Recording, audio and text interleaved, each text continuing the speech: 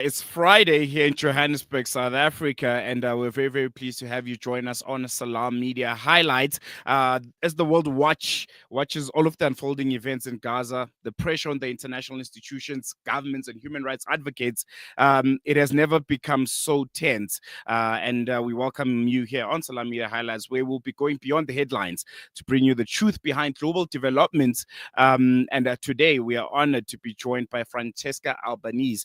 She's a UN Special Rapporteur on the occupied Palestinian territories and one of the most outspoken voices on the crisis in Gaza and the broader Palestinian struggles for justice. She's joining us live from Denmark, and she's on the move, but she'll be able to communicate with us, and hoping for a really, really awesome conversation. Francesca, thank you so much for joining us. This is a big pleasure to have you talk to us live from Johannesburg, a place that you say you've been to, and looking forward to an awesome and insightful conversation. Thank you, Zalailo, for having me. And hello, wonderful people of South Africa. And yeah, greetings from cloudy and cold Denmark.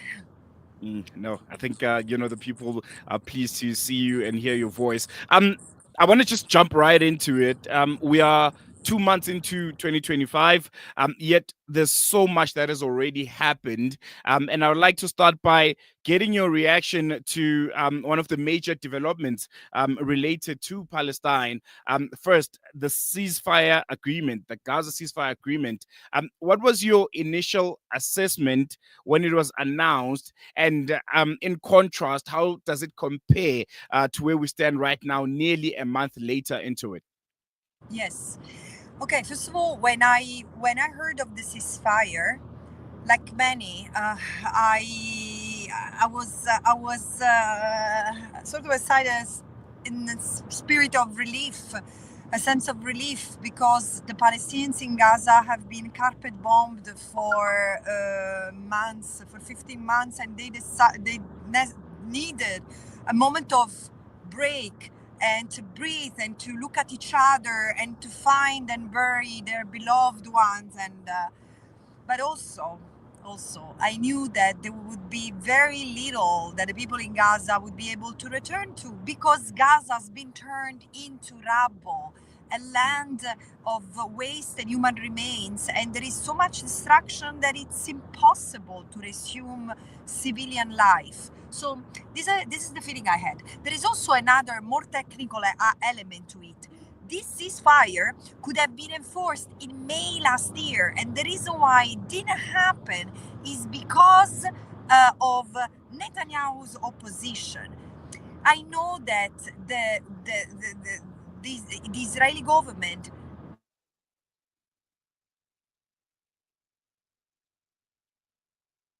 All right, we seem to have lost Francesca a bit, but while our team gets to work on it, we're going to take a quick short break to make sure that we get her back on air. I think she was discussing a very, very important point on why that ceasefire agreement was delayed, but we'll touch on that after the short break.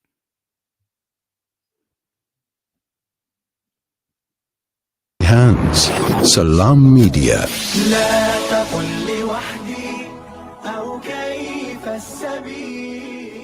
Humanity sets the agenda. All right, welcome back to Salam Media Highlights. We're still in conversation with Francesca Albanese. She's the UN Special Rapporteur to Palestine. And before we lost you for a moment there, Francesca, you're still talking about the delay of the ceasefire agreement. Yes. And why it happened. I think you can take over from there and expand a bit more. Yes, and sorry about the bad connection. No problem at all. Yeah, I'm saying there has been opposition from the Israeli side, and ultimately people need to register that what Israel has been doing over the past 15 months is a step toward the realization in the mind of some of Greater Israel as the land for exclusive and self-determination of the Jewish people from the river to the sea. So without the Palestinians, this is a step forward toward ethnic cleansing. So this is the discussion that has been ongoing in Israel and among Israeli leaders, politicians, and large segments of the Israeli societies of the past months. So this is why now, what do I think of the ceasefire now? That it's very fragile. it's very fragile, and it's telling that Prime Minister Netanyahu went to the United States at the time the second phase of the ceasefire had to be negotiated, saying, I don't know if I want to be bound by it, if I want to continue. And voila, we know this dark allegiance is going to lead to...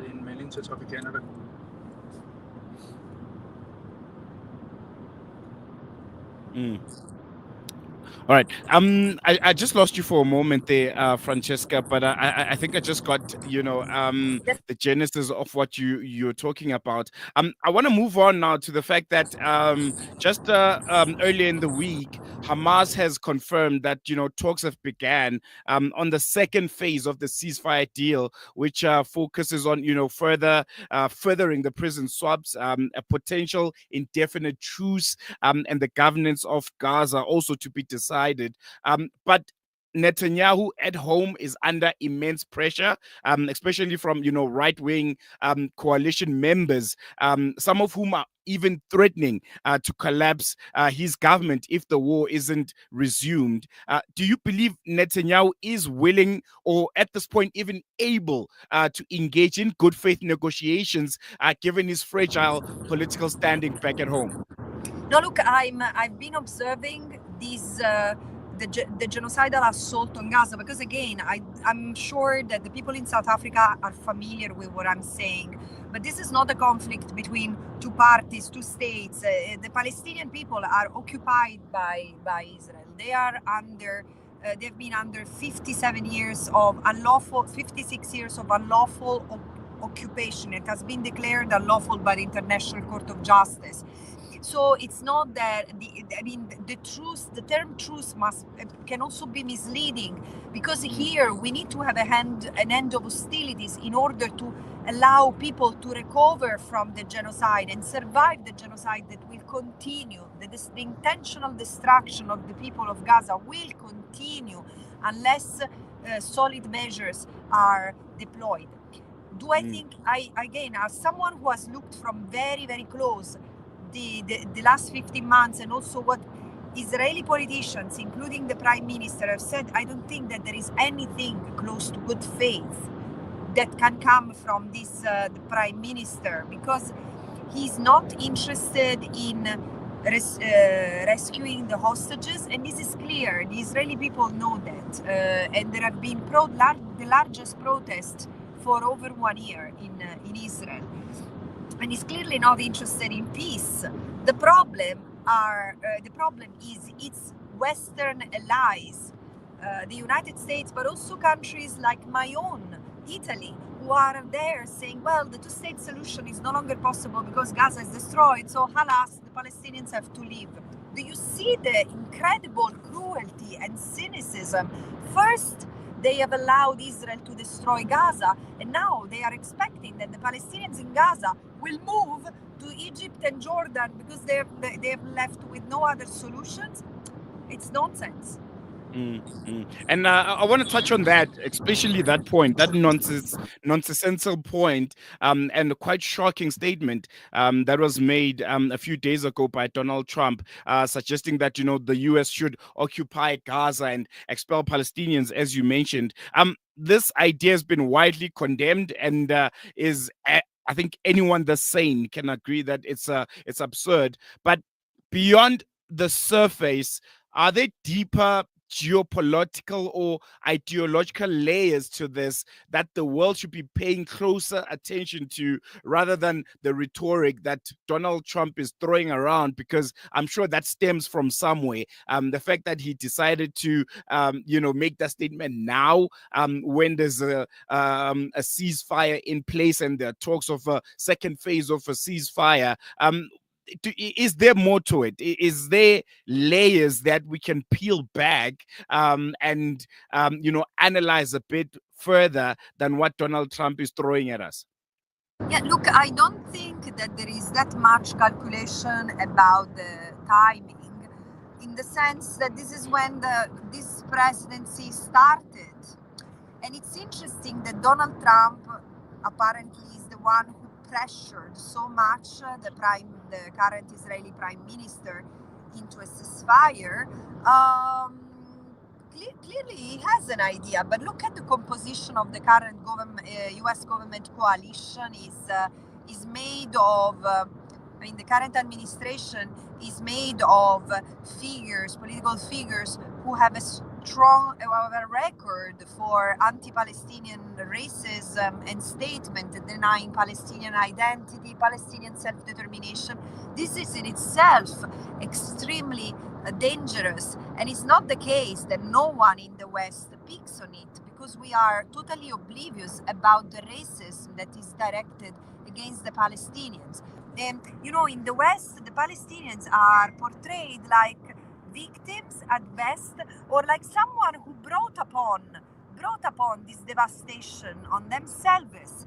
So it's very cynical, and I think that the ultimate goal is to make sure that Israel expansion, the Jewish Israelis expansion in the occupied Palestinian territory continues, both in the Gaza Strip and in the West Bank and East Jerusalem. That Israel, the West Bank, that the United States now will call Judea and Samaria. What is this? So whatever is the reason behind it, let me tell you, what I see is the dismemberment and the dismantlement of the international legal order.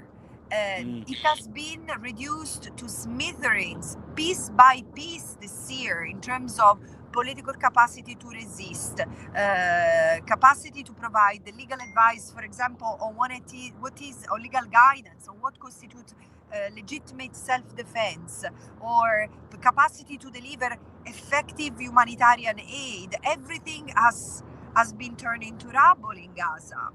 And the point is that now the rebels of the UN in Gaza, I think also of the destruction of UNRWA in the occupied Palestinian territory, both symbolically and physically, epitomizes what the United Nations risks to see in the coming months. We have seen yesterday and the day before the US and then Israel stepping down from the Human Rights Council. They are rejecting multilateralism, and then they're basically saying that multilateralism doesn't count. They will not be bound by these rules. And look, at the same time, let's move away from Gaza. President Trump has said that he will invade Greenland and Panama, and he will rename the Gulf of Mexico. Look, if it was not a president of a state, of a country, let alone the most powerful country in the West, and so influential, the head of the empire, basically, we would laugh out of it. And we can't, precisely because it comes from, this is the declaration of commission of crimes, the crimes of aggression against the Palestinians, for displacement of the Palestinians, moving them out of Gaza. And the international community must speak out and must take a strong, practical stance against this. And I want to stick on that theme. What you mentioned, that there's this deliberate attack on multilateralism, and Trump has shown this by escalating his war on international accountability. I think it was also earlier this week, the US and Donald Trump announcing that they're imposing sanctions on the ICC, and we all know this is after the issuing of those warrant of arrests last year.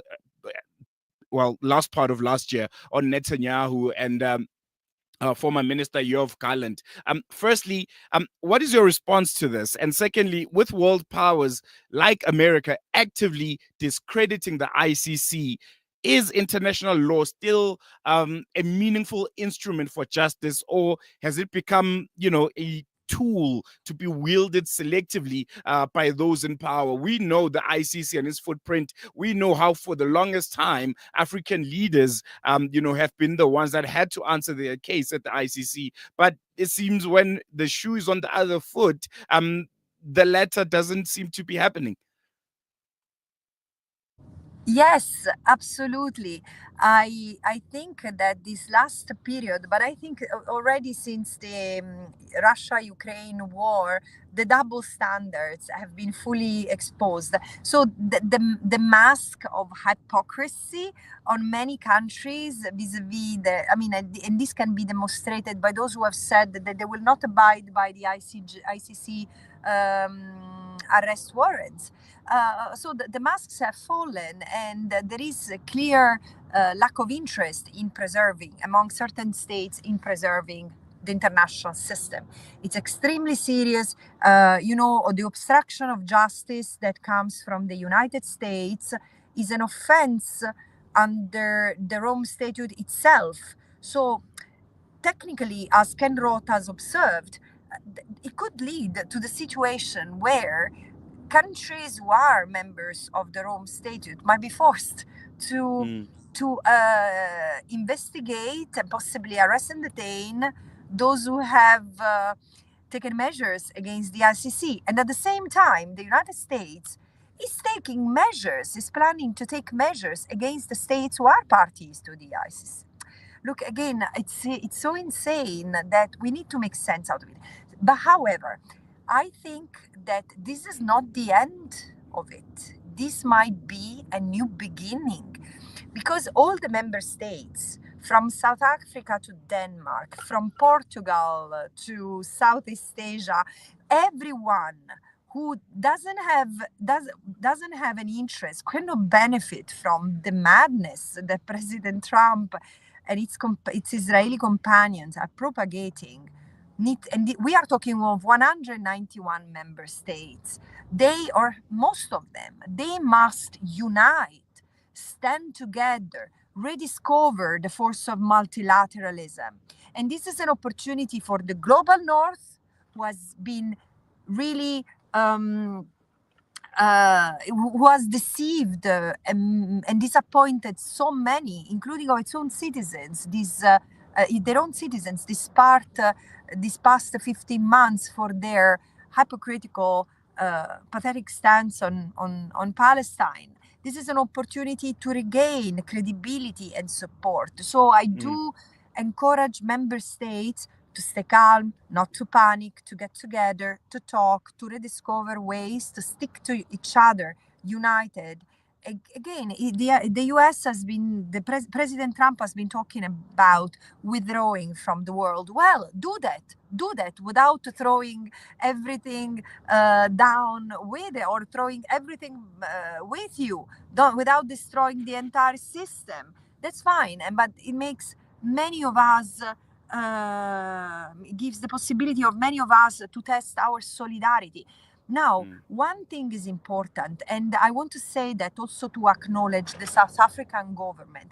I mean, I hope that South African people understand the pivotal role your country has played at international level, because hadn't it been for South Africa, the hope in the international justice system would have not been ignited. It has been so powerful, the action that South Africa has taken to bring to justice Israel. The first genocide, in fact, a settler colonial genocide to ever be litigated, the first settler colonial genocide to be litigated before an international court. This is amazing. Also in the context of the ICJ work that concluded last year, declaring eventually the legality of the occupation. So this is impressive, but this is not the only thing that South Africa has done. South Africa, Namibia, Belize, Cuba, Honduras, other states, 9 states have joined an initiative called the Hague Group, committing to stop arms transfer, to give no harbor to transfers to Israel, and to investigate and prosecute criminals, people who might have committed crimes in the current genocides and in the context of the occupied Palestinian territory. This is immense. And all countries have these obligations, and we need states to move from words to actions, from words to deeds, and walk the talk, And I'm so grateful that South Africa, Namibia are among the states that are leading this process. Many more needs to join it. No, definitely, definitely. Moving away a bit from Africa, I want to touch on, your thoughts on some of the Arab countries, which are, the primary or would have been expected to be the primary responders, to this genocide and this continuation, of the oppression of the people of Palestine. We've seen some shifting dynamics in the Arab world. There are some nations which continue, their efforts in normalizing ties with Israel, while others have taken a stronger stance in support of Palestine. What do you make of the broader Arab response to this war? And do you believe regional players like Egypt, Jordan, and Saudi Arabia are doing enough, and can do enough, when it comes to, this genocide and doing a bit more to holding Israel accountable? Uh, before being the special rapporteur on the occupied Palestinian territory, I've worked for years on the question of Palestinian refugees, Palestinian forced displacement. So I can tell you, I've studied carefully the relations between Arab states and the question of Palestine, from close. And I've called this relationship in a book I wrote an unsettling solidarity. Yes, of course, there is solidarity. There has always been solidarity from Arab countries.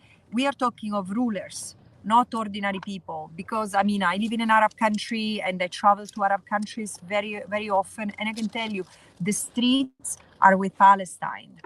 And at the same time, most Arab countries are not in a situation of democracy. And so even their freedom of expression and freedom of assembly is curtailed. Therefore, it's, in a way, we need to distinguish even more robustly than elsewhere. However, most Arab states have had a sort of unclear, sometimes ambiguous position. Not all of them. There have been states who have been very principled. An example, for example, Kuwait, Tunisia, Algeria. Other states have normalized the relations with Israel. Fine. Why don't you use that leverage to advance protection of the Palestinians? And this is deceiving, and this is deceitful because it has not translated into any negotiating power in support to the Palestinians. Egypt and Jordan, could have they done more? Possibly yes. But unfortunately, the reality is also that these countries are under huge pressure from the United States. And this is why I say this is the whole Arab region. Don't forget, it has had extremely painful wars, also triggered by the West, like Libya, Iraq, Syria, Yemen. The West has played a role. So the Arab region itself carry wounds that is still they are still healing. So this is why I say we cannot expect individual countries to take the lead on their own. This is the time to rediscover togetherness. We need to stick to each other. We need to forget the differences now and focus on a common denominator of fundamental asks, as the Hague Group has done, and fight for it. As in times of emergency, like on a plane that is in trouble, in a situation of turbulence, follow the yellow line, follow the light, and the light must be international law to get out of this madness. No, definitely. I want to move now, I think, to something that you're very, very passionate about. My battery is running low. I have to alert you. I'm sorry. No worries at all. I want to focus now on media and this information warfare. The war in Gaza has been accompanied by intense media battle. There's been misinformation and disinformation that has ultimately, in a lot of ways, shaped, the global narrative.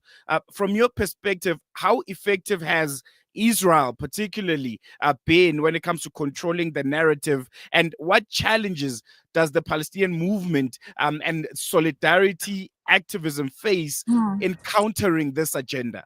Yeah, look, this is something I've been discussing.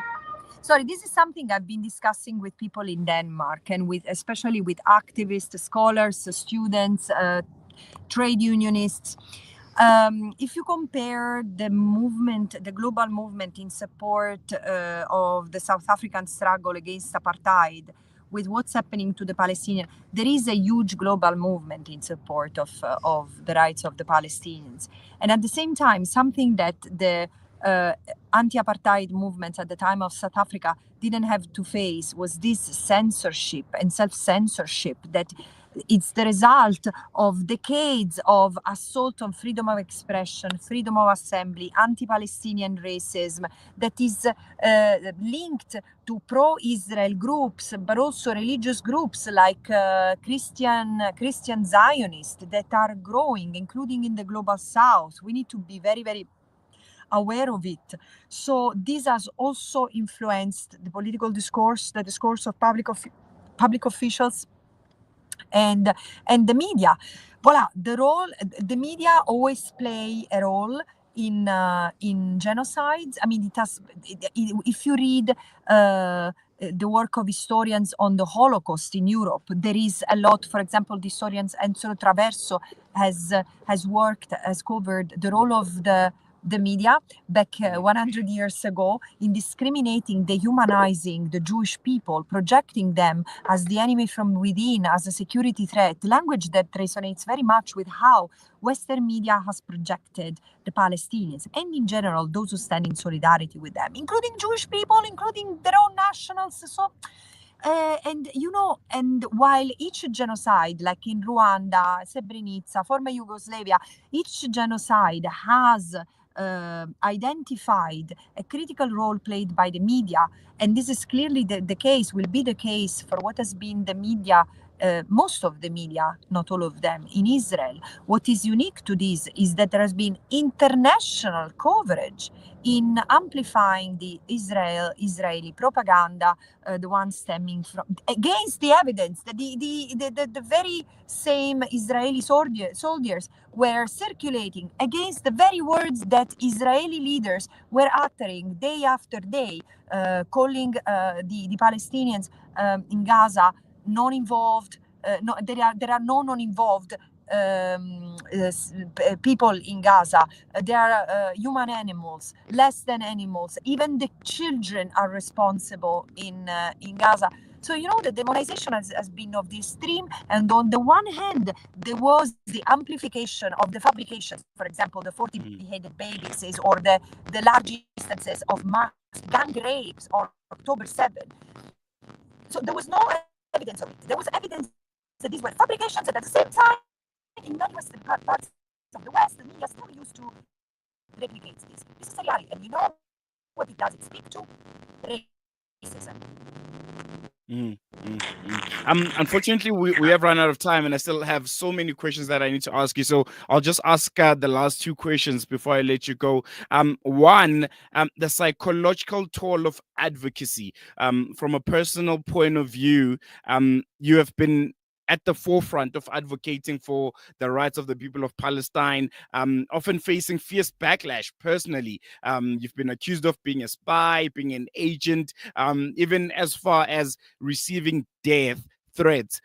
From a personal psychological perspective, what has been like, to be at the center of one of the most polarizing discourse of our time and one of the most contentious geopolitical struggles of recent history? Just from a personal point of view, how much has it demanded from you?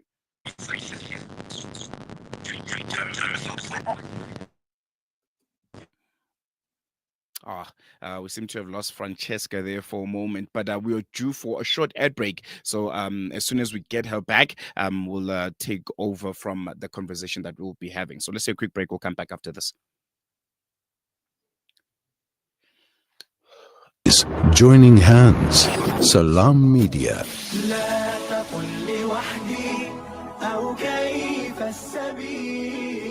Humanity sets the agenda. Abu Hurairah narrated that he heard the Prophet Muhammad, may the peace and blessings of Allah be upon him, say, "In black seed there is a healing for every disease except death. This Ramadan, experience the health benefits of this ancient blessed seed by using the Tib Black Seed range. Black seed assists the body to boost immunity, regulate blood sugar levels, reduce inflammation, and act as a potent antioxidant. Experience a holistic approach to health by introducing the Tib Black Seed range into your Ramadan routine. Available in capsules, pure cold-pressed oil, and a vapor rub. Trust Tib Health Sciences for quality black seed products. For more information, visit blackseed.co.za. Available at leading pharmacies. Shimmer, sparkle, captivate. Nothing less than a masterpiece. Droplets of gold inspires precious design. Platinum bursts with intricate freshness, and every pure diamond becomes more than just a girl's best friend. Voda Gold Gem Jewelers, where timeless dreams become a reality. Come to us. We tailor-make designer gold, platinum, and diamond jewelry. Trade in or remodel your old gold. Clad yourself with classy name-branded watches. We offer insurance valuation and freezer card calculation. Visit us at 534 Ridge Road, Overport, or call 031 208 9142. Voda Gold Gem Jewelers, manufacturers of fine gold and diamond jewelry. They say breakfast is the most important meal of the day, yet many children go to school hungry because of poverty. Penny Appeal South Africa's Breakfast Club aims to get a warm, hearty meal to underprivileged children so they can spend their day prospering in their schoolwork. Help feed a needy learner for only 5 Rand a day, or 150 Rand a month.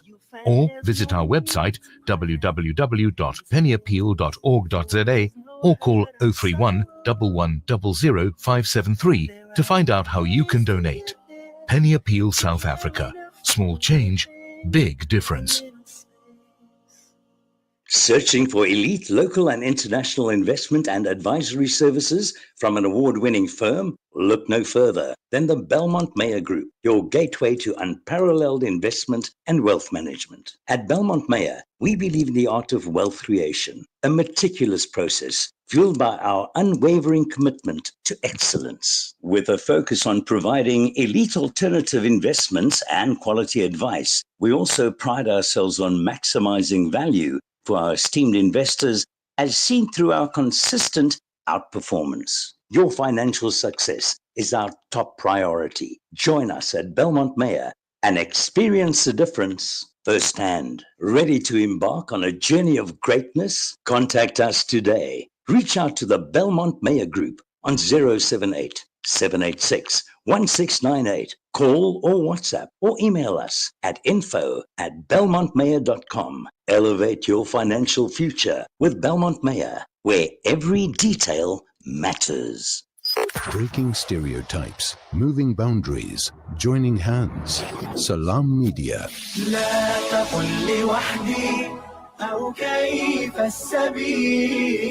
Humanity sets the agenda.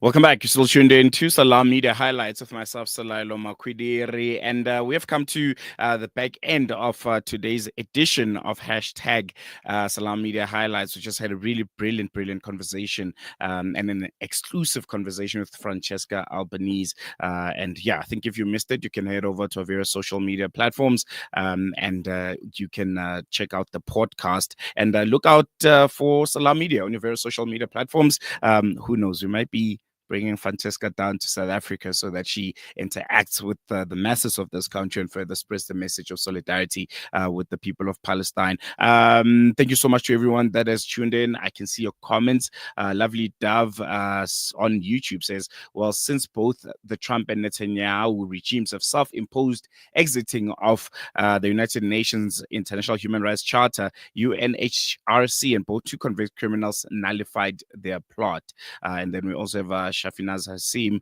a very close friend of the station, saying well done to the team for getting this brilliant mind on air, and definitely she is a powerhouse and one of the people that should be grateful for that they're at the forefront of advocating for the rights of people of Palestine. And we also have Said Global Productions on YouTube saying what a phenomenal just woman. And yes, we can all agree that she is. Thank you so much for staying with us. This has been another exclusive Salam Media Highlights, and we'll be with you some other time. You never know. Just keep your eyes out on our various social media platforms. You can comment, you can like, you can send suggestions on some of the stories that you have. But for myself, Salailo, and the rest of the team, it's sharp.